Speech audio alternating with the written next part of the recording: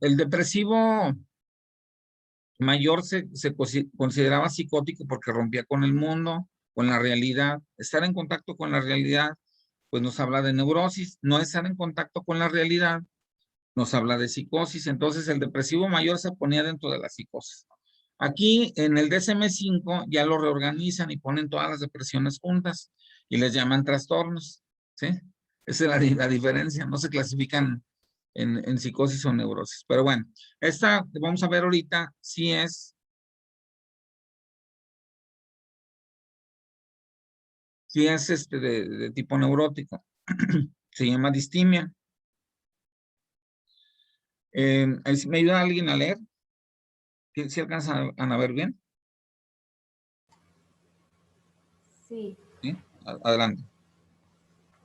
Trastorno depresivo persistente, distimia. El DSM-5 propone una serie de cambios en este trastorno. Cabe destacar el cambio de nombre de distimia por trastorno depresivo persistente según el DSM-5. Este trastorno se caracteriza por un estado de ánimo depresivo persistente la mayor parte del día, casi todos los días, aunque de menor gravedad que el trastorno depresivo mayor, que es manifestado por la persona u observado por los demás durante al menos 2 años. En el caso de los niños y adolescentes, el estado de ánimo puede ser irritable en lugar de triste y la duración debe ser de al menos 1 año. Además del estado de ánimo deprimido, para establecer el diagnóstico de trastorno depresivo persistente, es necesario que las personas presenten otros 2 o más de estos síntomas: pérdida o aumento de apetito, insomnio o hipersomnia, fatiga baja, baja autoestima, dificultad para concentrarse o tomar decisiones y desesperanza. Asimismo, se requiere que la persona no haya estado libre de síntomas durante más de 2 meses seguidos. Bueno, ahí está la diferencia entre el trastorno mayor y el trastorno menor. También antes de que se hiciera esta clasificación, en el DSM-4 se le llamaba, en el DSM-3, perdón, se le llamaba trastorno depresivo mayor y trastorno depresivo menor. Luego se le cambió a distimia y ahora se le cambia al persistente.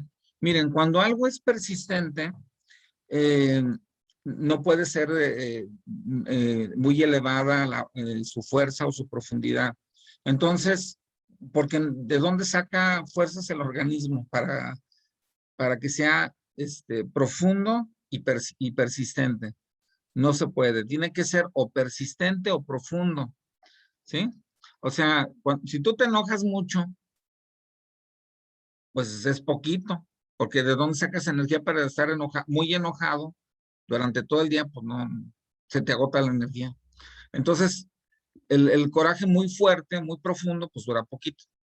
Pero si tú traes rencor, pues eso dura mucho, pero no es tan profundo, ni es tan incapacitante, pero sí es persistente. Entonces aquí se dividiría en la depresión que es persistente, pero de bajo nivel, y la depresión que es muy extrema, pero de alto, eh, pero es más esporádica, ¿sí? O sea, la gente después de llorar usualmente se calma, se tranquiliza. Las lágrimas contienen endorfinas. Se hizo una investigación. ¿Qué contiene la lágrima? La lágrima contiene endorfinas. O sea que el cerebro está secretando sustancias que nos tranquilizan. Entonces, si no alcanzas a llorar, si no puedes llorar, no te tranquilizas bien. Entonces el llanto pues es un mecanismo de ayuda para que no te deprimas permanentemente, sino que sea esporádicamente, como ocurre en el trastorno depresivo mayor. Ahora, otro dato que nos dice aquí en el libro, que es totalmente correcto, que a veces se confunde distimia con irritabilidad, porque la irritabilidad la vemos como más cercana a la ansiedad. La gente que tiene ansiedad pues, se puede irritar, ¿verdad? Pero no, en el caso del adolescente se puede traslapar y puede ser que un síntoma de depresión sea la irritabilidad. Y alguien diría, bueno, ¿por qué la irritabilidad es un síntoma de depresión? Si la irritabilidad es gastar fuerza, y se supone que la depresión es ahorrar fuerza. Bueno, pues es que tiene diferentes caras la depresión, ¿verdad? En general, la gente duerme más, pero también hay gente que duerme menos. Aquí lo dice insomnio o hipersomnia. O sea, o no duermes o duermes. Hipersomnia es que duerma mucho, ¿sí? Y bueno, en general, pues la gente está fatigada, no tiene como que un aliciente en la vida, una esperanza, no se quiere superar, está como si tuviera una cuerda atada a una silla, no puede moverse. Y bueno, estos son los criterios diagnósticos ya no se le debería de llamar distimia. Yo lo estudié como distimia. Ahora el DSM-5 propone trastorno depresivo persistente. Ese sería, digamos, el cambio. Sin embargo, los criterios son los mismos del DSM-4. Simplemente aquí nomás actualizaron el nombre, que es persistente. Miren, estado de ánimo crónicamente depresivo la mayor parte del día. Lo que pasa es que la distimia es crónica y bueno, perdón, el persistente es crónico porque dura mucho, se cronifica. Y el depresivo mayor, como alterna con el llanto tranquiliza y entonces te saca poquito de la depresión fuerte y luego vuelves a entrar a una depresión muy fuerte. Cuando es persistente, usualmente la gente no llora. Pudiera ser, pero en general no llora, sino que está apachurrada todo el día. Bueno, en los niños y adolescentes el estado de ánimo puede ser irritable. Tenemos que señalar esa diferencia, porque en el adulto usualmente se manifiesta como tristeza, apachurramiento, pero en los niños y adolescentes puede ser irritación.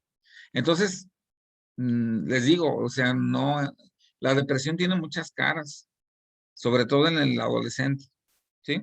Presencia mientras está dormido de 2 o más de los siguientes síntomas. Perdón, mientras está deprimido. Pérdida o aumento de apetito. Pues esa es una característica muy importante de todos los trastornos depresivos. Baja el deseo de comer. Insomnio o hipersomnia. O sea que duerme mucho o duerme poco. Falta de energía o fatiga. Bueno, ahí está, esa es otra. Baja autoestima. La gente que se deprime tiende a tener poca confianza en ella misma. De hecho, Aaron Beck, no sé si se acuerdan que lo vimos en Teorías de la Personalidad, hablaba de que se necesitaban 3 condiciones para que la gente se deprimiera. Una de ellas era, que se le llama la triada de Beck, que pensara que no tenía futuro. La segunda, que pensara que nadie la apoyaba. Y tercera, que pensara que no era capaz. Entonces, cuando se dan esas 3 condiciones, según Aaron Beck, se daba la depresión. Entonces, la baja autoestima se vincula con que la gente no se siente suficientemente capaz de salir al mundo y de enfrentarse con las obligaciones cotidianas. Por eso la baja autoestima. Claro que esto no tiene que ver con Aaron Beck, pero se vincula, pues, en la cuestión de la baja capacidad. Dificultades para concentrarse o para tomar decisiones. Igual que la ansiedad, también la depresión genera problemas de concentración. Sentimientos de desesperanza, que sería lo equivalente a Aaron Beck, de que no hay futuro, ¿sí? No hay futuro, nadie me apoya, no soy capaz, son las 3 condiciones para la depresión de Aaron Beck. Aquí están apareciendo. Sentimientos de desesperanza durante el periodo de 2 años, 1 año en niños y adolescentes de la alteración. El sujeto no ha estado sin síntomas de los criterios EIB durante más de 2 meses seguidos. En el caso de la depresión mayor necesita pues pasar 2 años para que se diagnostique. Aquí serían 2 meses. Es mucho menos. No ha existido los criterios para un trastorno depresivo mayor pueden estar presentes de forma continua durante 2 años, lo que les decía. No ha existido nunca un episodio maníaco o episodio hipomaníaco y no se cumplen los criterios para un trastorno ciclotímico. Lo que pasa es que el bipolar, o también anteriormente se le llamaba maníaco depresivo, ahora se le llama bipolar. ¿Por qué se le llama bipolar? Pues para no ponerle una clasificación tan despectiva como maníaco depresivo, ¿sí?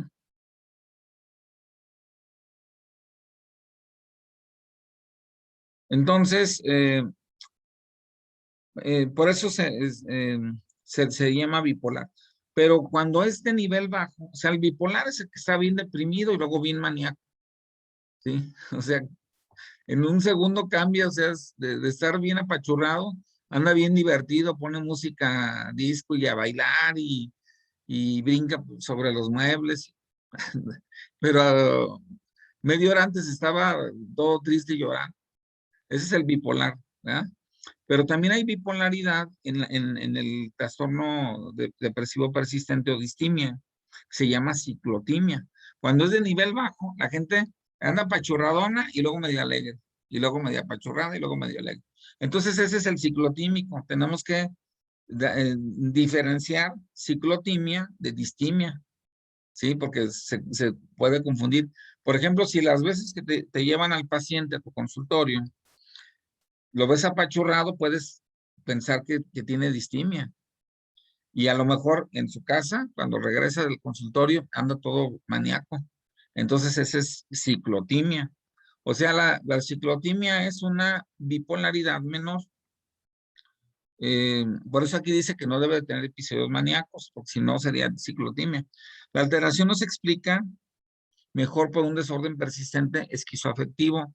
Otro problema es que la esquizofrenia se puede confundir con la distimia.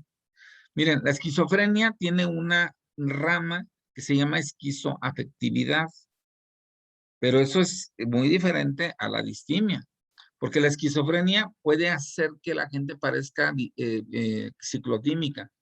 O sea, los trastornos del estado de ánimo pues se clasifican aparte de las esquizofrenias, pero la esquizofrenia tiene una división en esquizo cognitivo y esquizo afectivo. O sea, hay gente que tiene esquizofrenia, pero nada más de los pensamientos.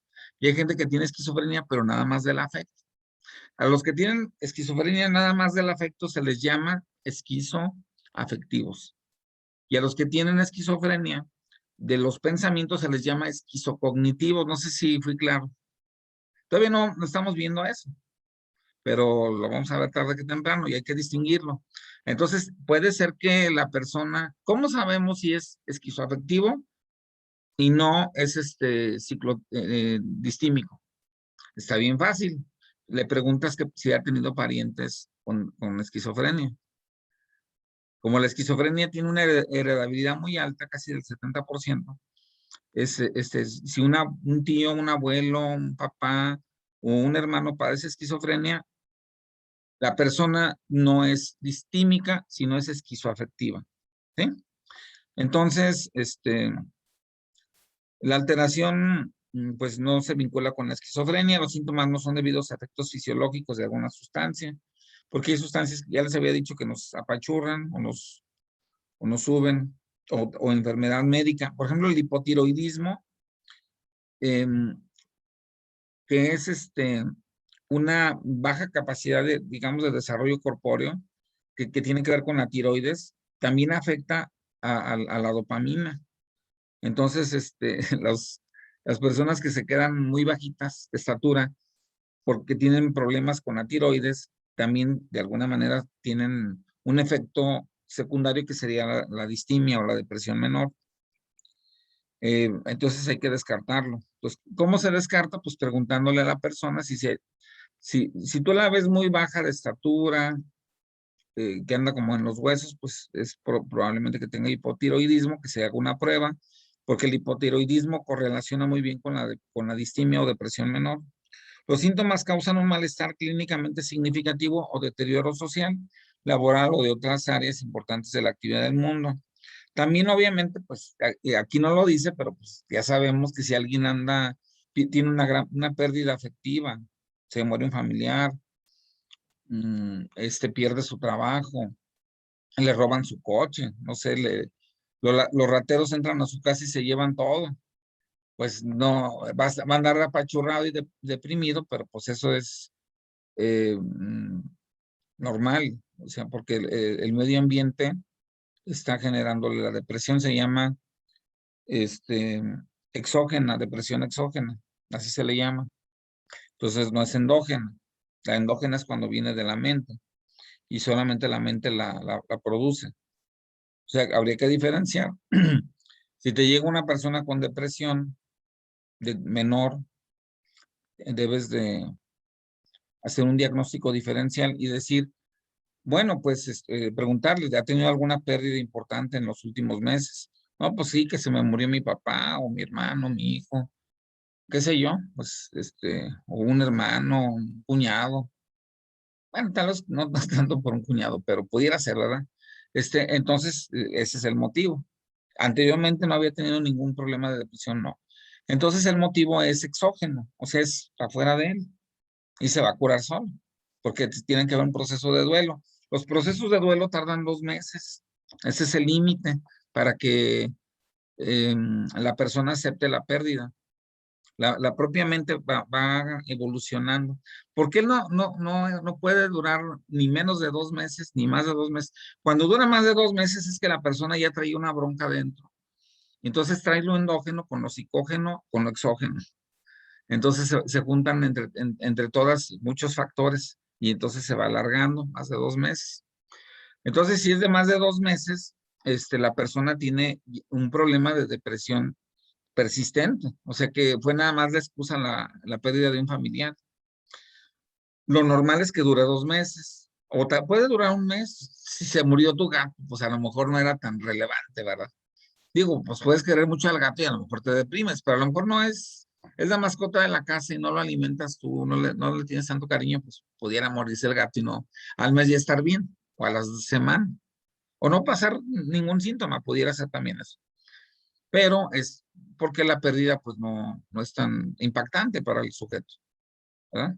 Entonces, por eso se tiene que diferenciar si es exógena o endógena. O sea, si es endógena, la persona busca cualquier excusa para deprimirse, ver una noticia en internet de que se murió alguien, se murió Poli, la chava que atropellaron, el tipo ese que andaba borracho, no sé si vieron las noticias, se murió una de ellas, entonces puede ser un motivo para ponerte triste. Pero aquí en este caso, las noticias no te tienen por qué poner triste. Si ya traes un problema interno, buscas una excusa en la noticia. Entonces, habría que diferenciar la depresión persistente o depresión menor, si es endógena, o sea, provocada por el sujeto que anda buscando excusas en el mundo, o provocada por una situación real que obviamente pues va a ser nomás una. No puede ser que toda su vida esté teniendo depresiones por situaciones externas, ¿no? Entonces, esa sería la forma de... Eso se le llama diagnóstico diferencial. Tenemos que diferenciar si es endógeno, pues es que si es persistente. Si es exógeno, pues se va a curar solo. Si es exógeno y no se cura a los 2 meses, tiene un problema la persona para asimilar pérdidas. Más o menos el duelo dura 2 meses, ¿sí? Entonces, ¿por qué dura 2 meses? ¿Por qué no dura una semana? Porque la mente tiene que luchar para que cuando recuerdes a la persona que perdiste, no creas que anda por ahí caminando y que todavía sigue viva. Tienes que ir poco a poquito, cada vez que pienses en esa persona, ir dándote cuenta de que ya no está. Entonces, el darte cuenta de que no está y el irlo aceptando lentamente, que te contacta con la realidad y hace que también se te vaya quitando la depresión y vayas aceptando la pérdida. No puedes hacer a alguien un duelo en un día, ni en 2 semanas. Tienen que pasar más o menos dos meses. Ese es el punto que más o menos dura un duelo. Digo, pudiera ser 3 meses también, pero y a lo mejor al tercer mes aceptarlo. Pudiera ser, pero ya tendríamos que ver ahí si la persona tiene un problema endógeno, interno, porque lo normal sería 2 meses. Pero vamos a suponer que se muere eh, toda su familia en un accidente de avión y él fue el único que no voló en ese avión. Entonces se le da el proceso de duelo, te deprime, pero también hay otro síndrome que se le llama el síndrome del sobreviviente. No sé si lo han escuchado. Cuando todos iban a viajar en avión y uno no viaja por algún motivo, por el trabajo y revende el boleto, qué sé yo, pero se mata toda la familia, le da el síndrome del superviviente, que es una depresión pues, mucho más marcada. Esa no dura 2 meses, esa dura como 3, 4 meses, porque la gente se culpa de no haber estado en el avión, ¿sí? Y de no haberse muerto con toda la familia. Pues cuando alguien sobrevive y toda la familia muere, la gente se siente muy mal. Tiene doble problemática. Por un lado, el duelo, que genera depresión, y también por otro lado, el síndrome del superviviente. No sé si habían escuchado este término. ¿No? Bueno, entonces, miren, ese es el otro disfórico premenstrual. Si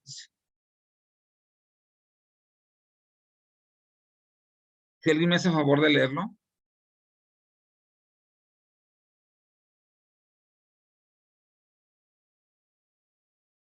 Eh, Anita, ¿sí lo puedes ver? ¿Leer? ¿Lo puedes ver? Sí, es Sí, que se me adelante. trabó.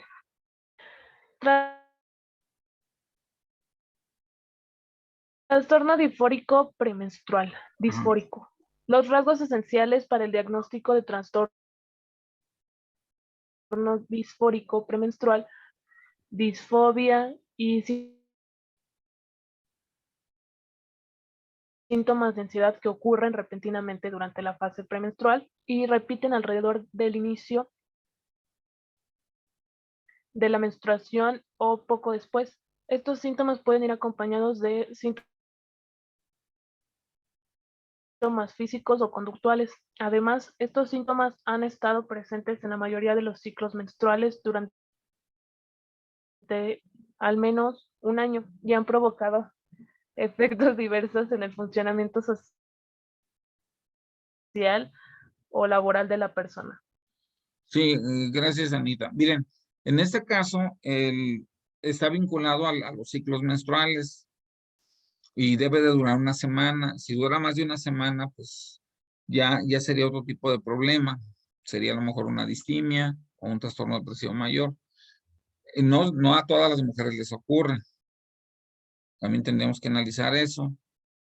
Y hay algunas a las que se les marca mucho esa, ese estado de ánimo apachurrado, y vinculado con el ciclo menstrual. Entonces, poco antes de que llegue la menstruación es cuando les da, ¿sí? Cuando unos 3, 4 días antes.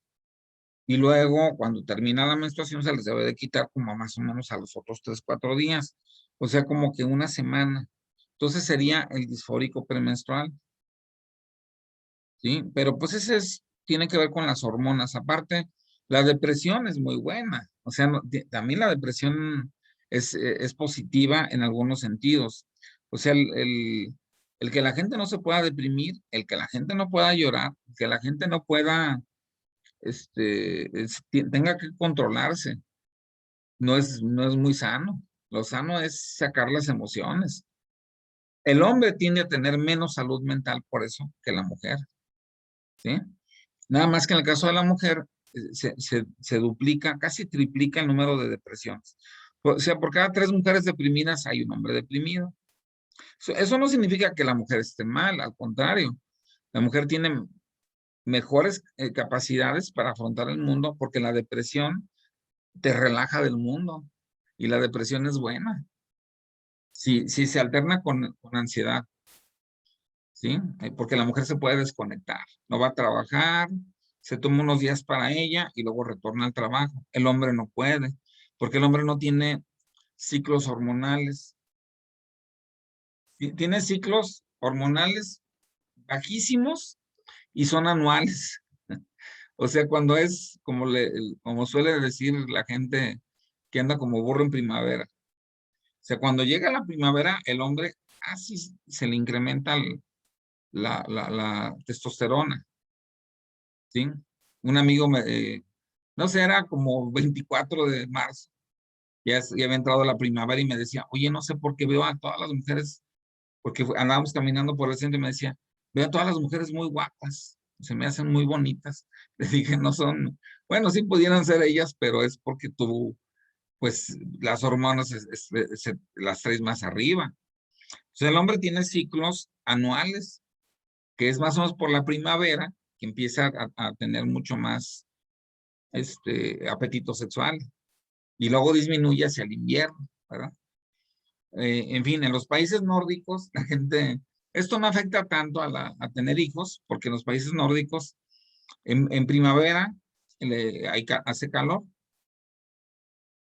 pero la gente tiene la hormona más elevada, pero en invierno quieres dormir calientito con la pareja, entonces es lo mismo casi que si son procreados los seres humanos en inviernos o en verano. Pero acá nosotros, donde tenemos calor siempre, bueno, aquí en León no, pero a lo mejor en Tabasco, por allá, sí hay mayores nacimientos producidos por el exceso de hormona en el caso del hombre, pero les digo, es anual, o sea, y es muy leve. En el caso de la mujer es mensual y es mucho más fuerte. Por eso no hay en el hombre, esto nada más ocurre en la mujer. Y bueno, también hay el trastorno depresivo inducido por sustancias o medicación, que era lo que también ya les estaba comentando. Hay algunas sustancias que, por ejemplo, la persona que se adicta a la cocaína y la suspende, no puede comprar ya más esa droga, o lo meten a la cárcel por andar traficando con ella, pues ya no puede conseguir cocaína en la prisión. Entonces, se deprime. El síndrome de abstinencia en este caso sería depresión. Pero si consume alcohol, sería al revés, sería ansiedad, el síndrome de abstinencia. Porque el alcohol baja y la cocaína sube. De hecho, se dice que la gente que está alcoholizada, si consume cocaína, anda como si nada. Porque el alcohol lo deprime y la cocaína la sube, entonces queda a la mitad. O sea, como si no hubiera ingerido ninguna sustancia. Entonces, bueno, en este trastorno, pues tiene que ver con algún tipo de sustancia, alguna droga, que sea psicotrópica, porque hay drogas no psicotrópicas. Por ejemplo, la marihuana no es psicotrópica, ¿sí?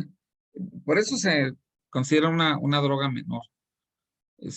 Casi produce los efectos casi similares al del tabaco. Entonces, pues bueno, y el tabaco es algo ya aceptado. Claro que la gente que fuma marihuana igual puede morir de cáncer de pulmón que un fumador de cigarros. Pero bueno, las drogas psicotrópicas son el alcohol, por ejemplo. ¿Qué se llama psicotrópico? ¿Por qué se llama psicotrópico? Porque te cambian o te mueven el funcionamiento hacia el mundo, te cambian tu percepción del mundo. Y esas drogas son muy malas porque puedes sentirte muy valiente cuando estás alcoholizado y le das con todo al coche y te matas, ¿no? O cuando consumes cocaína, también es psicotrópica, pero la marihuana no es psicotrópica. O sea, habría que dividir las drogas en psicotrópicas y no psicotrópicas. La marihuana no, bueno, yo en particular jamás la he consumido, pero sé, por lo que he estudiado, que no es psicotrópica, porque no te hace sentirte súper valiente y que te avientes de un edificio, pues no. Con la cocaína sí pudiera ocurrir eso, ¿verdad? O que no midas el peligro, que andes caminando en la orillita de los edificios, ¿verdad? Bueno, entonces, las drogas psicotrópicas generan ese tipo de problemas. También la condición médica. Si está creciendo un tumor en la zona de donde se genera la dopamina es la que nos genera tranquilidad cuando estamos deprimidos. De hecho, se genera dopamina cuando lloramos, ¿sí? La dopamina se secreta cuando lloramos. Entonces la gente está mucho más tranquila después de llorar que antes de llorar, ¿sí? Entonces, pues, hay tumores que crecen en el cerebro y afectan a la conducta. Tenemos que descartar todo eso porque, les digo, un problema común de nuestra ciencia es que el psicólogo tiende a ver mucho más los procesos de la infancia, todo eso, y casi siempre descarta lo médico, y no se debe de descartar lo médico, porque lo médico también explica por qué la gente funciona de esa manera. Sí, y luego también aquí habla de trastornos depresivos que son específicos. no se sabe por qué la gente se deprime también. Entonces, el DSM-5 hace una clasificación en otros trastornos depresivos especificados, ¿sí? Por ejemplo, problemas con el área laboral, el área social, algún rechazo, algún problema marital, ¿verdad? En fin, pues hay muchos factores exógenos que hacen que la gente se afecte. Usualmente la gente que pierde un trabajo, lo normal, si está bien en su mente, pues es buscar otro trabajo, pero hay gente que se deprime, se apachurra, y entonces pudiera ser, ¿verdad? Y entonces hay algo dentro de ella que no le permite manejar bien las situaciones de pérdidas. Entonces, manejar una pérdida, pues no es sencillo. Te tiene que doler y tienes que vivir ese proceso. Pero, pues, perder un trabajo y tener a la puerta otro trabajo no te genera depresión. O no debería, ¿verdad? Si sí lo genera, pues habría que analizar qué tan endógena es, ¿no? Y luego viene el trastorno depresivo no especificado. Será diagnosticado de este modo un trastorno cuando los síntomas depresivos que manifiesta el individuo no cumplen todos los criterios requeridos para diagnosticar ninguno de los trastornos anteriores, pero causan un malestar clínicamente significativo en el área social, laboral u otra área importante del funcionamiento de la persona. En los depresivos menores tienen un problema o con la familia o con el trabajo, pero no en los dos lugares, ¿sí? Y si es depresivo mayor, lo tienen en el trabajo y en la familia. Esa sería también una forma de clasificar, ¿sí? O sea, en la familia pudiera ser que, que no platicara casi, que se encerrara en el cuarto, pero en el trabajo ¿cómo decirlo? Se arma de valor y puede atender a clientes, a compañeros de trabajo, pero llega a la casa y se encierra en el cuarto. Entonces, en el trabajo funciona bien, pero en la casa no. Entonces, ahí está la distimia. O sea, los trastornos depresivos menores solamente deben de afectar a un área, o bien en la casa están felices, contentos, se sienten apoyados por la familia, pero van al trabajo y no funcionan bien. Hablan muy despacito, no se concentran, pierden clientes por lo mismo, no los atienden adecuadamente. Entonces tiene un problema laboral, pero no social desde la casa. Porque también habría un tercer elemento que sería tener amigos, salir con ellos. A lo mejor en el área familiar está mal y en el área laboral también, pero en el área social no. O sea, sale con sus amigos y se divierte. Entonces no podemos hablar ahí de depresión mayor, sino de trastorno depresivo no especificado. Porque no, porque funciona bien con los amigos y no con los papás o con la familia. O porque sí funciona bien con los papás, pero no con los amigos, los deja de ver. ¿Sí? ¿Quiere alguien comentar algo? Ya nos quedan 2 minutos. Ay, sí, ya se va a cortar. Sí, porque, o sea, ¿cómo es posible eso, que funcionen bien nada más en una parte? O sea, es que como que eso les causa conflicto o ¿por qué? ¿Cómo Sí, será eso? pues por ejemplo, la esquizofrenia, que es un trastorno, el más grave que existe. No hay uno que supere a la esquizofrenia. Genera daño en el área social, daño en el área laboral y daño en el área familiar. Pero el esquizoafectivo puede tener nada más daño en el área familiar, porque ya es menor el esquizoafectivo. Se considera psicótico, pero cuando menos una de las áreas está bien en alguna de ellas, ¿sí? En el caso de ya nos queda menos de 1 minuto. En el caso del depresivo, no especificado, por eso se llama no especificado, puede fallar en un área, pero en otra no. Si fallan las dos, pues es ciclotímico, o es distímico, o es depresivo mayor, dependiendo de qué tan grave es. Pero cuando es en un lado sí y en otro no, sería el no especificado. ¿Ok? Entonces vamos a dejarle aquí, les mando al ratito el video. ¿Ok? ¿Todo bien? Sí, gracias. Sí. Al contrario, que estén bien. Vamos a esperar que nos saque su... Gracias, profe. No, gracias a ustedes, a todos.